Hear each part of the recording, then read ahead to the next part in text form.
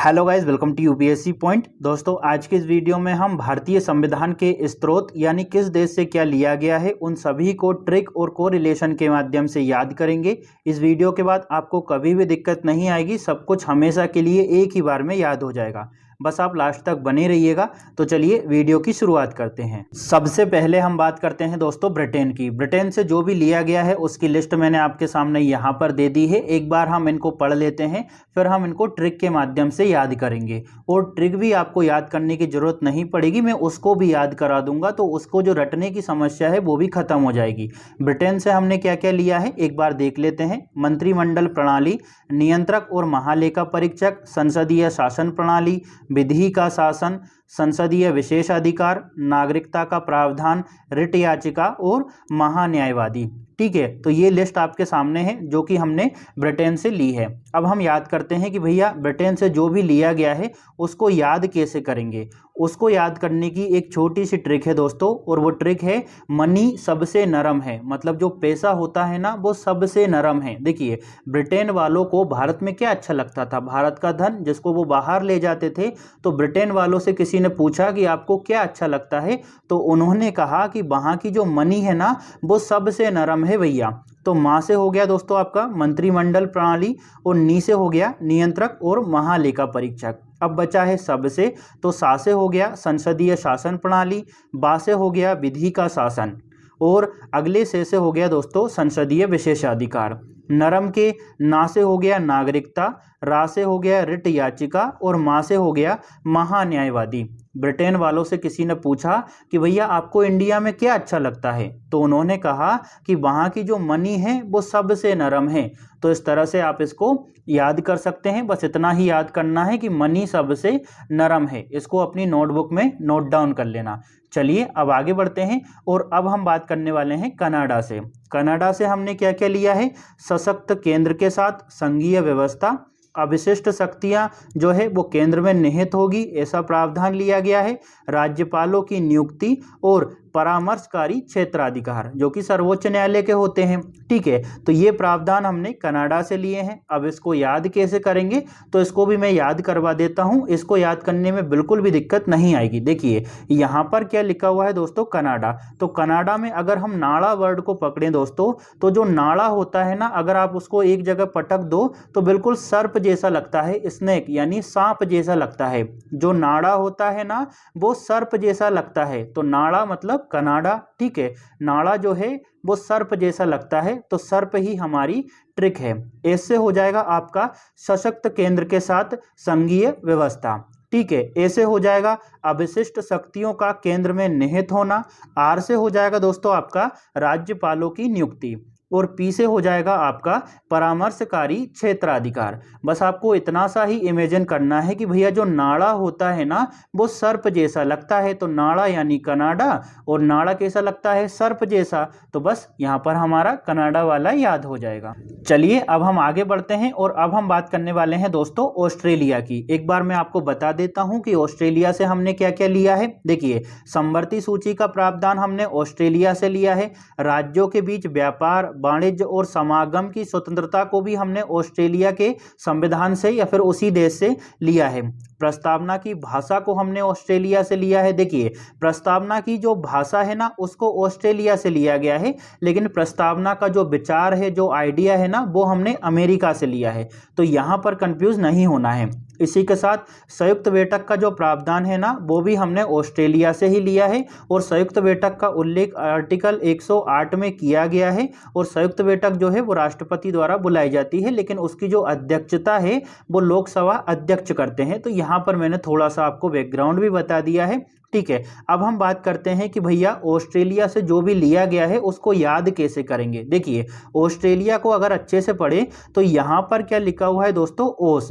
और ओस की जो बूंदें होती है ना वो सरफेस पर गिरती है ना। आपने सरफेस जो है वो कई बार गणित में सुना होगा। तो भैया जो ओस की बूंदें होती है ना वो सरफेस पर गिरती है। ठीक है, तो ओस से क्या हो गया ऑस्ट्रेलिया, और ओस की बूंदें कहाँ गिरती है, सरफेस पर। तो सा से हो गया दोस्तों आपका समवर्ती सूची, रा से हो गया राज्यों के बीच व्यापार, वाणिज्य और समागम की स्वतंत्रता, फे से हो गया दोस्तों आपका प्रस्तावना की भाषा, ठीक है, और सा से हो गया संयुक्त बैठक। तो आप इतना सा ही इमेजिन कर सकते हैं कि भैया जो ओस की बूंदें होती है यानी ऑस्ट्रेलिया, और जो ओस की बूंदें होती है वो सरफेस पर गिरती है, मतलब आप इतना सा याद कर लीजिए, आपको ऑस्ट्रेलिया से क्या क्या लिया गया है वो याद हो जाएगा। चलिए अब हम आगे बढ़ते हैं और अब हम बात करने वाले हैं दोस्तों दक्षिण अफ्रीका की। दक्षिण अफ्रीका से हमने मुख्य रूप से दो प्रावधान लिए हैं, संविधान में संशोधन की प्रक्रिया और राज्यसभा में सदस्यों का निर्वाचन। दोस्तों संविधान संशोधन की जो प्रक्रिया है उसका उल्लेख अनुच्छेद 368 में किया गया है और संविधान के भाग 20 में हमें देखने को मिलता है।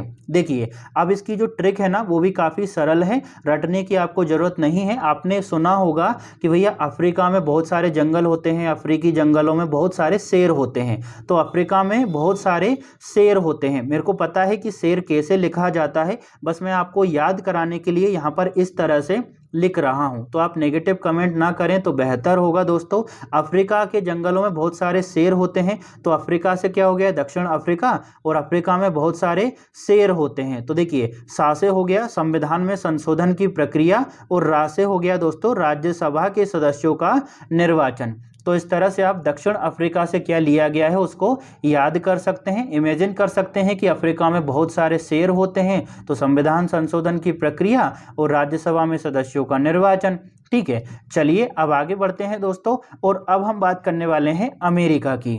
दोस्तों अमेरिका से बहुत सारे प्रावधानों को लिया गया है। एक बार मैं आपको नाम बता देता हूं, फिर हम इनको ट्रिक के माध्यम से याद करेंगे और ट्रिक भी आपको रटने की जरूरत नहीं पड़ेगी। दोस्तों न्यायपालिका की स्वतंत्रता, न्यायिक पुनरावलोकन, न्यायाधीशों को हटाने के प्रावधान, ठीक है, राष्ट्रपति पर महाभियोग का प्रावधान, मूल अधिकार, उपराष्ट्रपति का पद और प्रस्तावना का आइडिया यानी विचार, ये सभी हमने अमेरिका से लिए हैं। अब ठीक है, यहाँ पर आपको पता चल गया, हालांकि ये सब चीजें जो है वो बुक में भी मिल जाती है, लेकिन बात कर रहे हैं कि याद कैसे करेंगे। देखिए इसको याद करने का एक आसान सा तरीका है। अमेरिका जो है एक बहुत ही शक्तिशाली देश है और वो बिल्कुल भी नरम नहीं रहता है किसी से भी, है ना, हमेशा कठोर बना रहता है। भारत को भी बोलता रहता है कि आप ऐसा करिए, इससे तेल मत लीजिए, है ना, तो रूस के साथ संबंध खत्म करिए। तो जो अमेरिका है ना दोस्तों वो नरम नहीं रहता है, हमेशा अप रहता है, डाउन नहीं होता है, नरम नहीं रहता है और अप रहता है। तो देखिए ना जो है दोस्तों उससे 3 याद हो जाएंगे, न्यायपालिका की स्वतंत्रता, न्यायिक पुनरावलोकन और न्यायाधीशों को हटाने के प्रावधान। एक बार और बता देता हूं, देखिए जो ना है दोस्तों, नरम का ना है, उससे 3 होंगे, न्यायपालिका की स्वतंत्रता, न्यायिक पुनरावलोकन और न्यायाधीशों को हटाने के प्रावधान। रा से हो जाएगा आपका राष्ट्रपति पर महाभियोग, मां से हो जाएगा मूल अधिकार। ठीक है, अब बचा है अप, तो अप का जो यू है उसको आप ऊ पढ़ सकते हैं, ठीक है, उपराष्ट्रपति का पद, और पी से हो जाएगा प्रस्तावना का विचार यानी आइडिया। तो इस तरह से अमेरिका से जो भी लिया है उसको याद करने के लिए आप इमेजिन कर सकते हैं कि भैया जो अमेरिका है वो नरम नहीं रहता है, हमेशा अप रहता है। तो इतने में आपको सभी याद हो जाएंगे।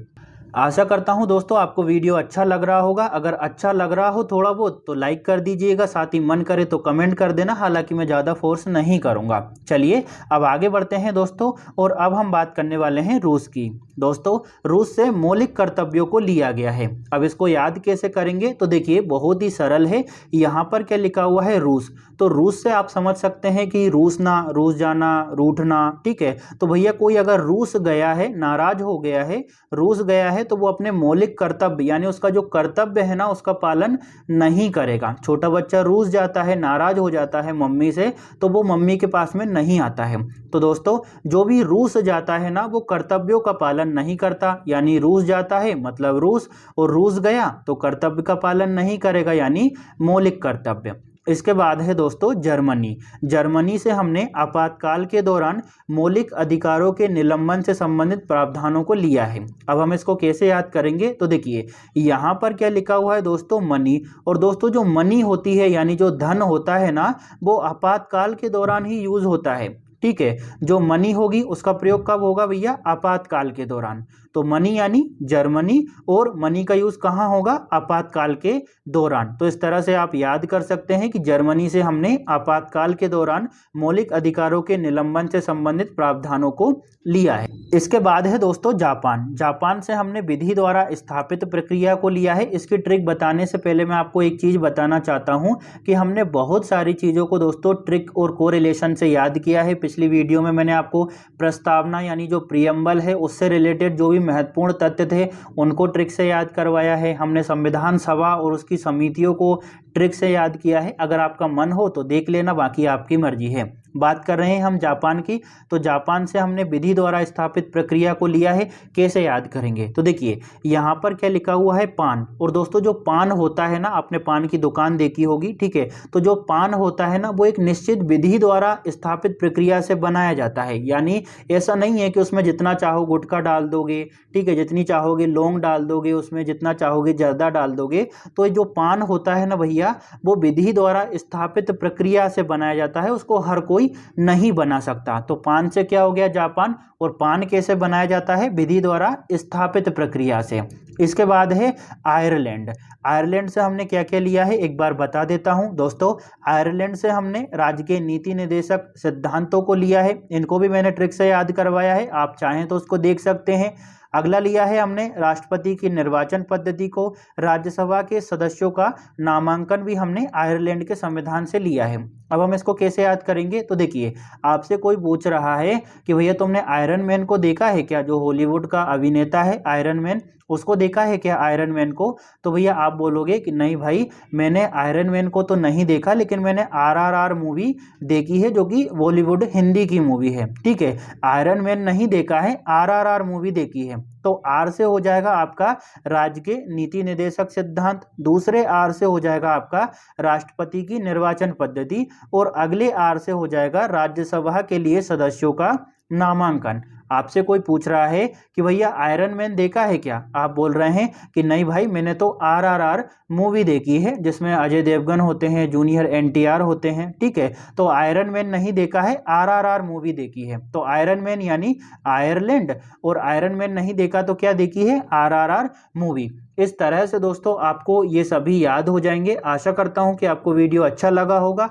वीडियो अच्छा लगा हो तो लाइक शेयर और सब्सक्राइब कर देना, बाकी आपकी मर्जी है। मिलते हैं अगली वीडियो में। Thank you.